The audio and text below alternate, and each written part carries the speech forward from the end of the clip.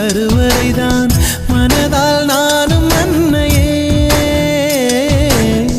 மறவேன் என்று முன்னையே.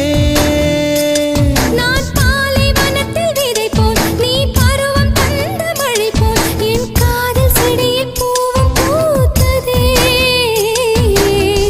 உன் விழி திறந்திருந்தால் விடியலை தேவையில்லை. உன்னை நான் துறந்திருந்தால் உயிரது சொந்தமில்லை. இத்தனையும் இனி கிடைக்குமா? கிடைக்கும் கிடைக்கும் நான் கூட சொல்கிறேன்.